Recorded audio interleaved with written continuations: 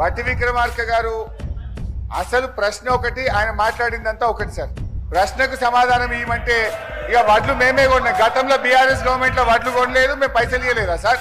ఇప్పుడు వారు ఒకటి వ్యవసాయానికి ఉచిత విద్యుత్తుకు బీఆర్ఎస్ హయాంలో డబ్బులు ఇవ్వలేదన్నారు. నేను ఐఎమ్ ఛాలెంజింగ్ 65,000 కోట్ల రూపాయలు ఉచిత విద్యుత్తుకు బీఆర్ఎస్ హయాంలో మేము విద్యుత్ శాఖకు చెల్లించాము. నంబర్ 1. నంబర్ 2, వారు మాట్లాడుతూ మిత్తిల కింద కడుతున్నాం అని చెప్పిండ్రు. ఆర్బీఐ నివేదిక ప్రకారంగా 2,900 కోట్లు మాత్రమే మిత్తి. కాగ్ రిపోర్ట్ ప్రకారంగా 2,100 కోట్ల రూపాయలు మిత్తి కడుతున్నారని కాగు ఆర్బీఐ చెప్పింది ఒకటైతే, బట్టి గారు సభలో చెప్తున్నట్టు తప్పు విషయాన్ని వారి సభను తప్పుదో పట్టిస్తున్నారు. అధ్యక్ష, 1,27,000 కోట్ల అప్పు తెస్తే ఏమన్నా ఒక్క ప్రాజెక్టు కట్టింది అధ్యక్ష?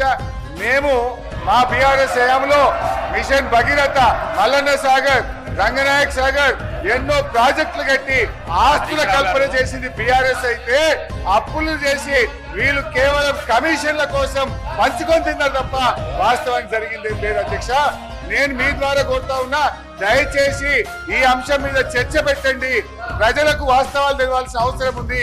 మీరు ప్రివిలేజ్ మోషన్ కన్సిడర్ చేసి చర్చ పెట్టాలని కోరుతూ సభను తప్పుదో పట్టిస్తూ బట్టి గారు చేసిన వ్యాఖ్యల్ని తీవ్రంగా ఖండిస్తున్నారు.